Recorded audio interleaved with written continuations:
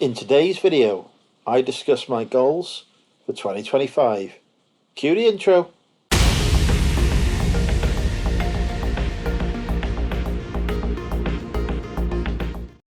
Hi folks, welcome to video. For those of you new here, my name is Andrew. I'm a part-time eBay, Amazon and Vinted Pro reseller, which means that I buy stuff and sell it online for a profit most of the time. Might make the occasional loss. Anyway, it is 2025. I released a video a few days ago showing how my business had performed during 2024, how much turnover it generated. It was really well received, so thank everyone for your feedback on that and for your views, likes, comments, all that good stuff. I thought we'd follow it up just by talking about my goals for 2025. In 2024, my goal was to relocate me and my business to the coast. I completed that right on the 31st of December when I moved the last bit of my stock to the coast. Everything is here now in Prestatyn or at my warehouse, which is near Prestatyn. So 2025 is going to be a big year for me where I get the opportunity to really focus on two projects that I've got. First, building up the business, increasing its turnover, and the second is the house that I've bought. Sorry, I haven't built it. I'm no builder. The house that I've bought here in Prestatyn, which needs some refurbishment work to do to it. We'll come on to that second though. We'll start off with what my business goals are. Obviously, I'm ambitious. I'm looking to grow and expand my business. So my main focus in 2025 is all about upping the business turnover. Now, last year it turned over about £76,000 roughly, which is a really good sum, especially considering I had a couple of months off to relocate to the coast. But it's not enough for me to achieve my long-term 5-year plan sort of goals that I've got, which is to go full-time reselling. I need to push that turnover up to £250,000 a year. I'm not going to be able to do that all in one go. I work full-time. This is very much a part-time side hustle for me that has kind of exploded. So I really need to take a staged approach to growing the business. Therefore, I've set myself a number of financial, or I should say, a number of turnover goals for the business. The first one is this year in 2025. I want to try and push the business to turn over £150,000 of revenue, which is a staggering sum. It really is a huge sum, and not the kind of sum I would have been thinking about a couple of years ago when I was just using the business to help support me paying off my gambling debts, which are now thankfully all paid off. But the last few months I've been in the tech and sports group, and that has really opened my eyes to the potential that can be achieved with this business, even only working on it part-time as I am. So how am I going to get to £150,000 worth of turnover? Well, I need to reach the stage where I am listing at least 20 items a day consistently every day. Now at the minute, in December I was consistently listing 10 items a day. At the start, I increased that to 15 items a day towards the end of the month, and now I'm consistently doing 15 items a day every day without fail. I'm also putting a few extra items in the draft bank just for emergencies as well, because obviously working full-time, sometimes I'll have work commitments that mean I can't get my listings done, but I can still put listings live because they're there in the draft bank to do. It doesn't sound like a huge amount of listings, but when you're doing it consistently, even doing 15 listings a day is hundreds of new items of stock a month going up on the store, thousands of items a year. You've got to be able to source those items. You've got to be able to deal with the amount of queries that comes in from having thousands of items from customers, any returns, any issues that arise from selling those items, and of course the packing and shipping of those items. I aim to sell as much as I list each day. In the run up to me pausing working on the business to move, I was actually selling more each day than I was listing, which was a really good place to be in because really good income was coming in. At the minute, things are slowed down. I'm selling about 9, 10, sometimes more items a day, and I'm listing 15 a day. But I fully expect, as the momentum builds behind the store, now I'm back to listing on it consistently, that number of sales will increase. So you have to have the time to be able to do the listing and the shipping.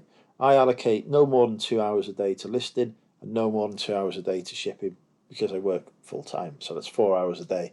I've also, during that 4 hours, got to get to and from my warehouse as well, and that's a half-hour round trip.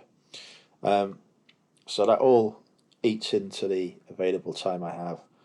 I don't source as a rule during the week. I only source at weekends. In person, that is. I will during the week source stuff online. But yeah, the big goal is to get to 150k of turnover. That means listing more stuff on eBay. It also means listing stuff on Vinted Pro and try to take advantage of that platform. And it also means sending in shipments to Amazon, something which I haven't done for 3 months now because I have just been far too busy. But I plan this weekend to get a shipment out to Amazon, and I want to try and get to a stage where I'm sending a shipment to Amazon once a week, which is where I was earlier last year before I had to move and focus on other things.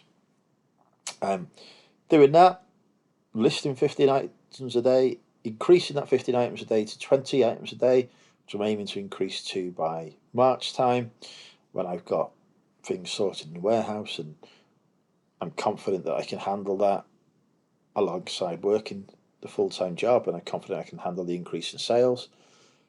But doing that plus sales on Vinted as well on top, which at the minute the most I've had a day on Vinted has been 5 a day, but if I start taking Vinted seriously and giving it some attention, that could also see an increase in sales. I've had 2 sales on it today, on top of 11 or 10 or 9, I can't remember, but I think 11's total actually, so 9 sales on eBay today so far and 2 on Vinted Pro. So 11 sales, 11 items to pack. It takes time, so I really been cautious in building up and expanding the business. But yeah, 150k. That's the goal. I don't know if we're going to reach it. It'll mean I'll have to go VAT registered during the course of the year. As soon as I'm getting close to 90k of turnover, so that could only be 2, 3, 4 months away. When I do that, the Amazon store will come offline for a bit while they process the sort of change, as it were. On eBay, it's almost practically an overnight thing. You just give them your VAT number, and they display it, and they're pretty happy about that. But Amazon is a bit more complicated. So that will actually lead to a slight decrease in turnover when the Amazon store is offline. It'll definitely affect how I do things because I've got to consider whether to go on a VAT margin scheme of 7.5 or go on a 20%. And the decision on what sort of scheme I go on is going to very much depend on what stock I'm sourcing and selling. Now, I mentioned that I don't spend a huge amount of time sourcing. Most of the stock that I got last year, I would say 95% of it was from contacts that I built up. I did the occasional charity shop trip.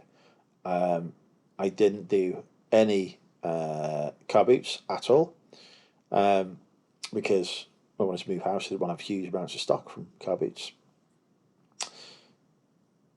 This year, being in a new area, I do have access to the contacts that I had before because I haven't moved that far away. I've moved about an hour from where I lived before, but I'm not going to be able to see those contacts as frequently because, you know, I am further away. So I need to build other contacts where I am now. That means that I'm going to go to Car Boots again. I'm going to meet people there, traders. You know, I'm going to build relationships with them and try and get access to their stock before it even hits the car boot. I'm going to speak to charity shops, see what they've got, see if I can put some relationships in place with them to get access to their stock before it hits the shop floor, that kind of stuff. But the big change that I'm making this year, this is something I attempted before in 2020, but didn't quite get off the ground of it. But I've been having success over the last few weeks, is sourcing a lot more stock wholesale. Not necessarily replenishable stock, mainly probably liquidation and clearance stock, because there's just a bigger markup in that kind of stock if you get the right stuff. But if I do go down the route of getting a lot more stuff wholesale and a lot less stuff second hand, then in terms of VAT, I would probably be looking to go for the pay 20% up front, because those wholesalers be VAT registered. I will be able to claim the VAT back on purchases from them. I'll be able to claim the VAT back on the shipping. I sell a lot of books which are VAT free anyway, so you know I wouldn't be charging VAT on those. But I have got a huge backlog of stock that I need to work through as well, most of which is second-hand stuff that I would then be losing 20% profit on rather than 7.5%. So there's some thinking to be done around that, but definitely going VAT registered is part of the plans later this year when I am approaching that sort of point in turnover. This is going to be a bit of a stream of consciousness, by the way, folks, so thank you for bearing with me, because I am, you know, just working these things out as I go through it. But yeah, increasing turnover, new avenues of stock sourcing, trying out wholesale. Well, actually, not just trying it, but doing and sourcing stock from wholesalers. Going VAT registered. I have a warehouse now, as I mentioned, it's 1,350 square feet. It's cold in there, so at the minute I'm listing from home, but I am working on plans to be able to list from there and get it warm and comfortable for me to do so. It might mean a bit of a change in how I use the office space that's in there, which I was going to use for my day job, because my day job is working from home, as it were, and that would be the home, so I'd spend 8 hours sat in there doing a day job, where I had a break and a lunchtime. I could do a little bit listing, a little bit shipping on my breaks and lunchtime, and then I'm there at the warehouse straight after I finished work. I can get straight into doing the main bit of listing and shipping, and then come home to relax basically. But it is a bit too cold for work from at the minute. I might turn the office that's there into my listing area and do my listing from there, because and just do the day job from home. We shall see. Yeah, it's a big space to heat, so it's a bit difficult. But yeah, I want to try and make more use of that warehouse facility that I've got. Ideally, I would like to get accommodation in the town that I'm in, some kind of office, but I have a problem in that I have so much unlisted stock that actually, at the minute, I've got a 1,350 square foot warehouse, half of which is full of unlisted stock. I've got a loft here that is full of unlisted stock as well, and I've got a couple of outbuildings that I've got stock in that needs going through and sorting to either be car booted or redonated or whatever needs to happen to it. There might be some stuff in there that's worth listing as well, but it just needs sorting through and working out what I'm going to do with it.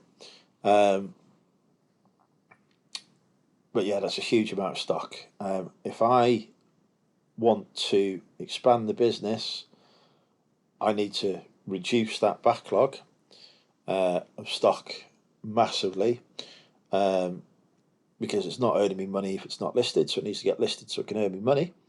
But also it's forcing me to work from a warehouse when ideally I'd like to have a slightly smaller office, 800 to 1,000 square foot, that I can work from, have all my listed stock in, and a little bit of backlog, but not a huge amount, because I'm sort of having a warehouse in winter has just made me think, yeah, this isn't necessarily something I want for the next 2-3 years.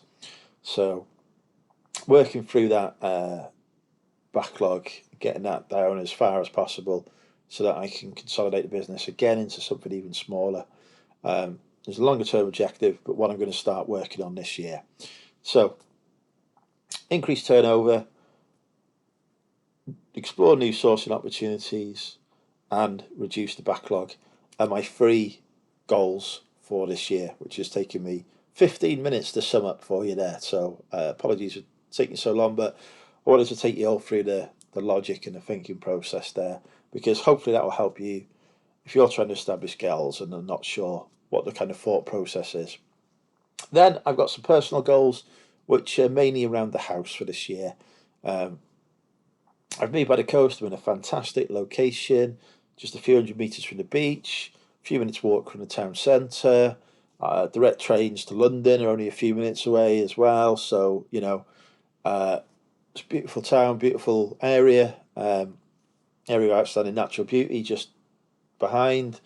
So, you know, really great place to be. All of that makes it an expensive place to be. House prices here are a bit more expensive than they were in Wrexham, so I've had to move from a 3-bedroom townhouse that was about 1,100 square foot to a 2-bedroom bungalow. It's still actually similar square footage because the loft has been converted, and it's detached and has a lot more garden as well, which Barty the dog loves running around in. It's got outbuildings. I've got a nice big driveway, or I do now that I've spent some money getting it in place. But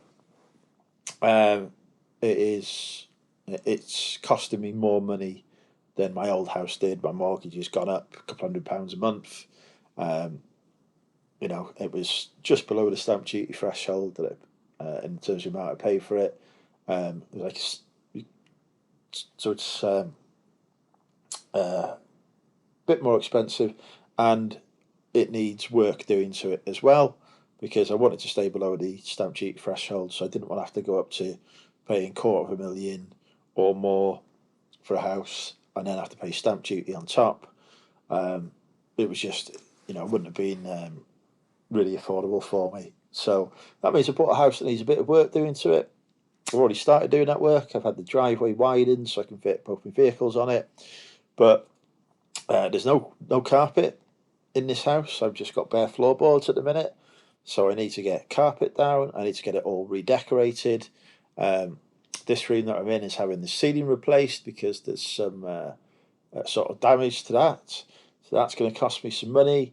I'm having a bath put in because it's got a shower at the minute. I'm not a fan of showers, so we're getting a bath sorted out. That's going to get put in later this month. That's going to cost me some money. Having a dishwasher put in the kitchen, because washing dishes takes time. Dishwashers are much easier, lose less water as well. But yeah, and I also want to put an EV charger in because I drive an electric vehicle, so that's going to cost me over £1,000 with installation. So there's thousands of pounds that need to be spent on this house. I want the business, as well as increasing in turnover, to actually fund that refurbishment by, obviously paying me money, which I will then use to spend on the house. So I'm going to be taking out a few £100 a month from the business into my own bank account, so that I can use that money to spend on the house. My money that I get then from my wages, that's surplus, I can invest, because I do have some investments, and to fund the work that I've had to do to this house so far, I've had to sort of withdraw quite a lot of money from those investments, sell a lot of shares, and I don't like that, because that means that my money isn't working for me. So I want to replenish that money that I took out as quickly as possible. So I'm pouring my wages into that. I'm going to take money from the business to fund the refurbishment, but without jeopardising that expansion. Clearing the backlog will certainly help with expanding the turnover anyway, because I don't have to go out and buy stock, or certainly improve the cash flow. Because I don't have to go out and buy stock. I can just list from the backlog. But I still want to go out and buy stock and build those contacts. So I still need money in the business to do that. But if the turnover of the business is increasing, there'll be more money in the business anyway. Because ultimately, I'm not running businesses at losses. I'm running it to generate money. So yeah, those are the main goals. Health and fitness wise, working on the business is the thing that really improves my mental health. So it gives me energy, determination, focus, all those things it brings. So mentally, that's what I need to keep focused on. Physically, I was planning on joining the gym this year and upping my exercise, but I actually think with everything that I've got going on at the minute, I need to focus on the business, getting that to where I need to be, and then see what sort of time I've got available to spend in the gym, because it would be great to spend a few hours a week working out at the gym. I spend plenty of time walking the dog, getting exercise that way, so it's not like I'm missing out on exercise. I'm just looking whether I can increase that at all, but I think that's towards the end of the year sort of objective. Anyway, this video has gone on far too long, and much longer than I planned. So thank you if you have stayed with me for this long. If you've got goals that you're setting for yourself in 2025, comment down below with them. Let me know what your goals are, because that will be really interesting. If you think I'm being stupidly ambitious, feel free to say that. It certainly will be interesting to do a review next year to see how I've done. If I don't hit 150k, by the way, I'm not going to beat myself up about it. If my turnover only increases to 85k, I still view that as a positive at the end of the year, because that's still an extra £10,000 I've earned. But I genuinely think that I can hit that 150k mark if I knuckle down and work hard and don't have things like house moves, warehouse moves, etc. to distract me. So, without further ado, I will bid you goodbye. Thank you so much for watching. See you in the next video.